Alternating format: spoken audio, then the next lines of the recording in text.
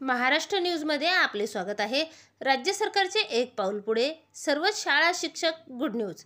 14 March breaking news पाहूया सविस्तर। तत्पूर्वी चॅनलवर नवीन आहात तर चॅनलला सबस्क्राइब करा।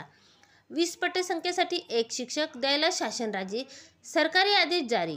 2 शिक्षक देण्याच्या मागणीवर संघटना ठाम।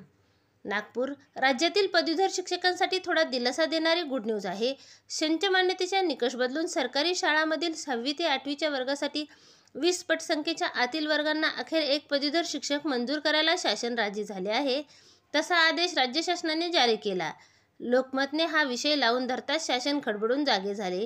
आता या नव्या बदलानुसार 20 पेक्षा कमी पटसंख्या असणाऱ्या उच्च प्राथमिक वर्गाला एक शिक्षक मंजूर केला जाईल।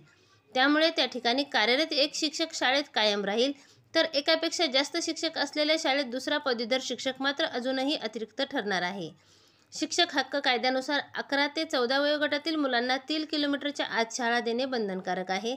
तरीही शाळांना शिक्षक नाकारून 6वी ते 8वीच्या वर्गातील शिक्षण घेत असलेल्या मात्र संख्येने कमी असणाऱ्या मुलांना घरापासून दूरच्या शाळेवर अवलंबून राहावे लागणार होते। नव्या आदेशाने किमान एक शिक्षक तरी उपलब्ध होणार असल्याचे या मुलांना व शिक्षकांनाही मोठा दिलासा मिळाला आहे। मात्र शिक्षक संघटना 2 शिक्षक मंजूर करावेत या आपल्या मागणीवर ठाम असून संच मान्यतेचा हा अन्यायकारक निकष रद्द होईपर्यंत आपले आंदोलन सुरूच राहील असा इशारा शासनाला देत आहेत।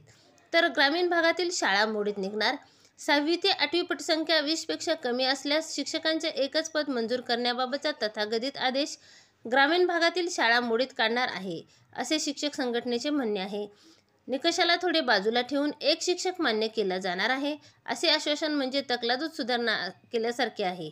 या विरोधात 17 मार्च रोजी महाराष्ट्र प्राथमिक शिक्षक समिती आंदोलनाचा इशारा दिला आहे। धन्यवाद।